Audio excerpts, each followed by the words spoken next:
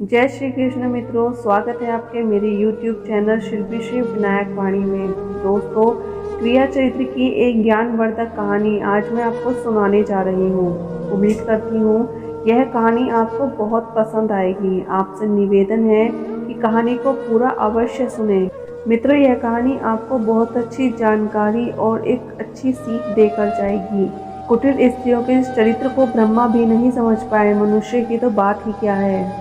तो चलिए मित्रों, समझते हैं इस कहानी के माध्यम। एक बार एक सन्यासी तीर्थ यात्रा के लिए जा रहे थे। चलते चलते रास्ते में ही शाम हो गई और फिर उन्होंने एक सराय की तरफ जाकर देखा। एक बुनकर अपनी स्त्री के साथ कहीं जा रहा था। सन्यासी ने उसे आदमी से कहा, भाई मैं एक यात्री हूँ, आगे मुझे बहुत दूर जाना है, पर रात हो जाने के कारण मैं अब आगे नहीं जा सकता। आज की रात आप मुझे अपने घर में ही गुजार देने दें, सुबह मैं यहाँ से चला जाऊँगा। सन्यासी के इस प्रकार निवेदन करने पर बुनकर ने सोचा, चलो कोई बात नहीं, शाम के समय आप मेरे द्वार पर आए हो, आप मेरे अतिथि हो और अतिथि की सेवा भगवान की सेवा कहलाती है। उसने अपनी स्त्री से कहा, प्रिय, आज की रात यह सन्यासी हमारा अतिथि है, तो तुम इसे लेकर घर लौट जाओ और इसके भोजन पानी और लेटने बैठने की व्यवस्था करना। तब तक मैं दूसरे गांव से मदिरा पीकर अभी आता हूँ। इतना कहकर वह व्यक्ति चला गया। इधर उसकी स्त्री सन्यासी को लेकर घर लौट आई और मन ही मन बहुत खुश होने लगी, क्योंकि वह स्त्री चरित्रहीन थी। उसने सोचा कि मैं जल्दी जल्दी सन्यासी के भोजन पानी और सोने की व्यवस्था करके अपने प्रेमी से मिलने जाऊंगी। और सच कहा है कि जिस दिन आकाश वर्षा और बादलों से घिरा हो, अंधेरा छाया हो, अंधेरे के कारण गली में आवागमन ना हो, पति प्रदेश गया हो, तो स्त्रियों का मन अविचार का हो जाता है।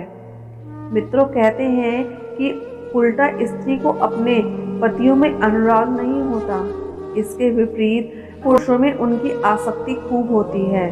पर पुरुषों के लिए उन्हें श्रृंगार करने में बहुत रुचि होती है और अपने पति का प्रिय वचन भी कड़वा लगता है। ऐसी स्त्रियों का मन दूसरे पुरुषों में लगता है। वह अपने कल का विनाश भी देख सकती हैं, लोक निंदा भी सह सकती हैं, बंधन में भी पड़ सकती हैं और किसी के प्राण भी चले जाएं तो वह भी स्वीकार कर सकती हैं। किसी के प्राण भी चले जाएं तो वह भी हंसकर स्वीकार कर लेती हैं। मित्रों, पति के जाते ही उस दूषित चरित्र स्त्री ने सन्यासी को भोजन कराकर और उसका बिस्तर करके उससे कहा, सन्यासी जी, मैं थोड़ी देर के लिए अपनी सहेली के यहाँ जा रही हूँ, उससे मिलकर मैं अभी लौट आऊंगी, तब तक आप घर में विश्राम करें। इतना कहकर वह श्रृंगार आदि करने के बाद अपने मित्र से मिलने चल दी। जैसे ही वह घर से निकलकर चली, संयोग से उसका पति सामने से आता हुआ दिखाई दिया। पति को देखकर वह डर के मारे एकदम पीछे लौटकर भागी और जल्दी जल्दी अपने श्रृंगार को बिगाड़ कर पहले की तरह बनकर घर में जाकर बैठ गई। पति नशे में धुत था, लेकिन फिर भी उसने समझ लिया कि स्त्री उसे देखकर लौटकर क्यों भागी, और थोड़ी देर पहले तो वह उसे साधारण वेशभूषा में छोड़ गया था, पर इतनी जल्दी वह श्रृंगार करके आभूषण पहनकर कहाँ जा रही थी। वह उसकी कुटिल मंशा को समझ गया था कि इसकी शिकायतें वह लोगों के मुख से पहले भी सुनता आ रहा था। घर में घुसते ही क्रोध भरी नजरों से उसे देखते हुए उसने पूछा, हे दुष्टा, तू इस समय कहाँ गई थी? स्त्री कहने लगी, कैसी बात करते हो, मैं भला कहाँ जाऊंगी, लगता है शराब के नशे में तुम्हारी आंखों को धोखा हो गया। बोला, उल्लंघनी, तेरे लोका अपवाद को मैं बहुत दिनों से सुन रहा हूँ। आज मैंने तुझे अपनी आंखों से जाते हुए देख लिया। अब मुझे पूरा विश्वास हो गया कि तू मेरी आंखों में धूल झोंककर किसी और से मिलने जाती है। आज मैं तेरा अच्छा इलाज करूंगा। मित्रों, इतना कहकर उस बुनकर ने अपनी स्त्री को खूब डंडों से पीटा और उसे एक घर के खंभे में बांधकर खड़ा कर दिया। शराब के नशे में धुत होने के कारण वह भी जाकर सो गया।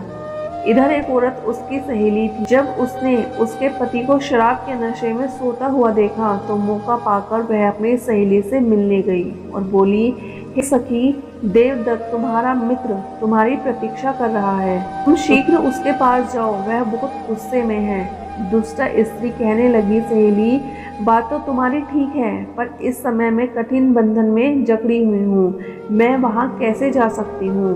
और दूसरा, मेरा पापी पति पास में ही पड़ा है। अब तू ही बता मैं क्या करूँ? उसकी सहेली कहने लगी, तू चिंता मत कर, मेरा पति शराब के नशे में धुत है। मैं एक काम करती हूँ, तेरी जगह मैं बनकर खड़ी हो जाती हूँ। तो अपने मित्र से मिलकर शीघ्र मेरा बंधन जाकर खोल देना।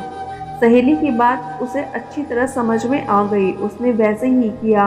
उसने अपने सहेली को अपने स्थान पर बांधकर खड़ा कर दिया और खुद अपने मित्र से मिलने के लिए चली गई कि उसका शराबी पति नींद में जाग ही रहा था। नशा कम होने के कारण उसका गुस्सा भी कम हो चुका था। बुनकर कहने लगा, देख आज के बाद तो बाहर जाना छोड़ देगी और मुझे कठोर वचन बोलना भी छोड़ देगी, तो आज मैं तेरा यह बंधन खोल सकता हूँ। उस बेचारे को क्या मालूम था कि जिसका वह बंधन खोलने की बात कर रहा है वह मेरी स्त्री नहीं बल्कि उसकी सहेली है। आवाज पहचाने जाने के कारण उसकी बात का कोई जवाब नहीं दिया। बुनकर ने फिर वही बात दोहराई, पर वह फिर भी कुछ नहीं बोली। उसको निरंतर देख बुनकर को फिर गुस्सा चढ़ गया और उसने गुस्से में एक धारदार हथियार से उसकी नाक काट डाली और उसे गाली देता हुआ फिर से सो गया। उधर वह सन्यासी यह सारी कहानी देख रहा था। उधर काफी देर के बाद जब बुनकर की स्त्री लौट कर आई तो उसने अपनी सहेली से पूछा, सहेली तू ठीक तो है? मेरे जाने के बाद यह पापी जगा तो नहीं? उस औरत ने बोला, बहन तू मेरा बंधन खोल, तेरे पति ने तो तेरे धोखे में मेरी नाक काट डाली। बुनकर की स्त्री ने अपनी सहेली का बंधन खोला और उसे उसके घर भेज दिया। कटी हुई नाक लेकर अपने घर पहुंची और चुपचाप चारपाई पर लेट गई।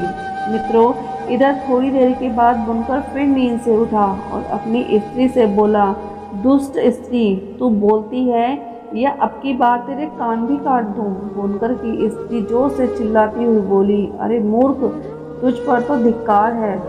मुझ जैसी सती का नाक काटने वाला और मुझे बदनाम करने वाला इस दुनिया में भला कौन हो सकता है?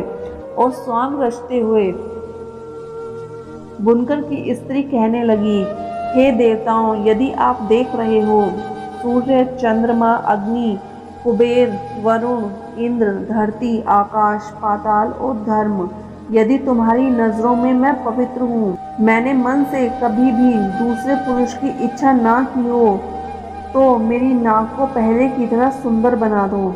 यदि मैंने मन में पर पुरुष की झूठी भी चिंतन किया हो तो मुझे जलाकर भस्म कर दो। इतना कहकर वह स्त्री अपने पति से बोली, हे मूर्ख आदमी, देख मेरी सती की शक्ति से मेरी नाक फिर से ठीक हो गई। मित्रों, पत्नी की बात सुनकर बुनकर हाथ में मशाल लेकर आया और अपनी पत्नी की नाक देखने लगा।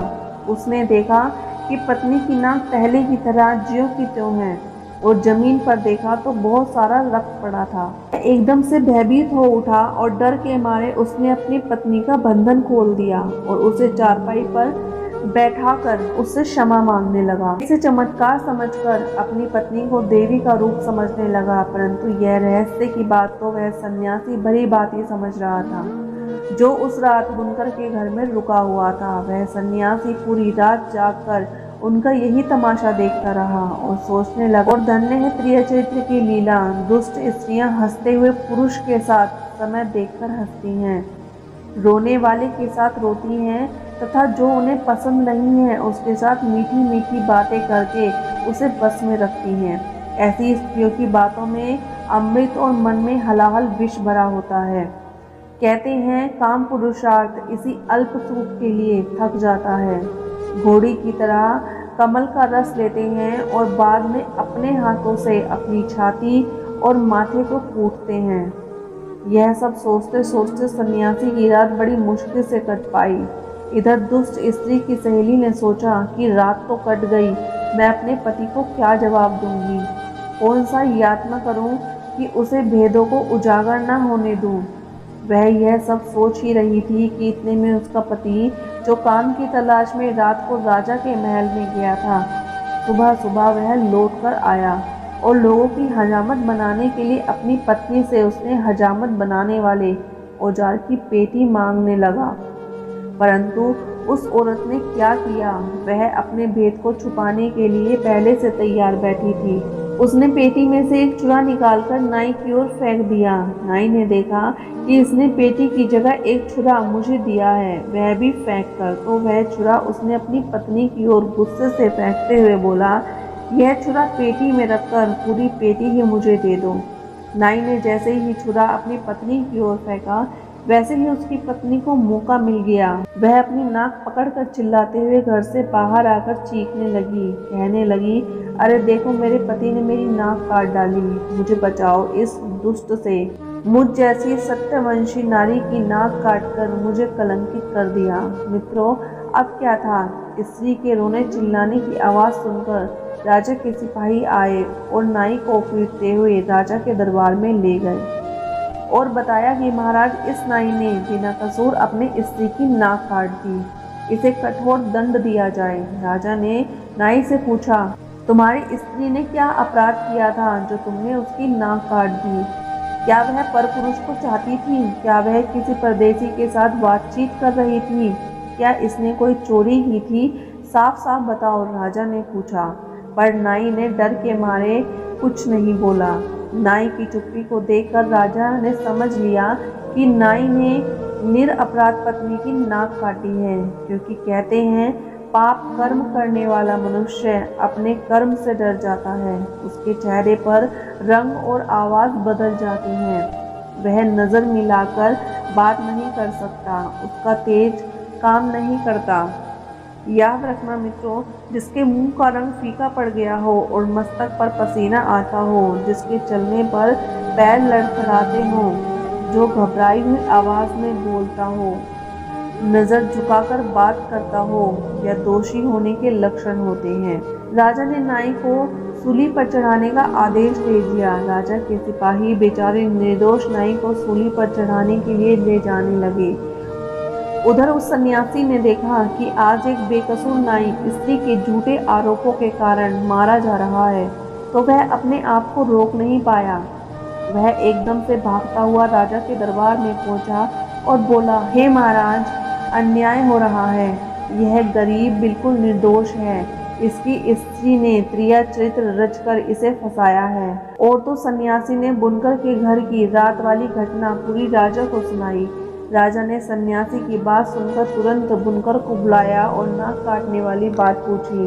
तो बुनकर ने बताया, रात में उसने अपनी स्त्री को समझकर धोखे से शायद इसी स्त्री की नाक काट दी। राजा ने नाई को तो छोड़ दिया, बुनकर और बुनकर की स्त्री के कान नाक कटवाने का आदेश जारी कर दिया, क्योंकि कहते हैं ब्राह्मण, बालक, स्त्री, तपस्वी और रोगी, यह 5 दोष योग्य नहीं होते हैं। इसलिए राजा ने उन दोनों औरतों के नाक कान कटवाकर उन्हें छोड़ दिया। सन्यासी भी अपने मठ में वापस लौट गया और सोचने लगा, किसी निर्दोष को बचाना भी किसी तीर्थ से कम नहीं है, जैसे करनी वैसी भरनी। दोस्तों, दुष्ट स्त्री के चरित्र को देवताओं ने भी नहीं समझ पाए। दोस्तों, यह कहानी आपको कैसी लगी, आप इसे कमेंट के माध्यम से ज़रूर बताइएगा। अगर आपको यह कहानी अच्छी लगी हो तो वीडियो को लाइक करें, अपने फ्रेंड्स में शेयर करें, मेरे चैनल को सब्सक्राइब करें और सच्ची श्रद्धा से कमेंट में ओम नमः शिवाय ज़रूर लिखें। वीडियो को अंत तक देखने के लिए धन्यवाद। ओम नमः शिवाय।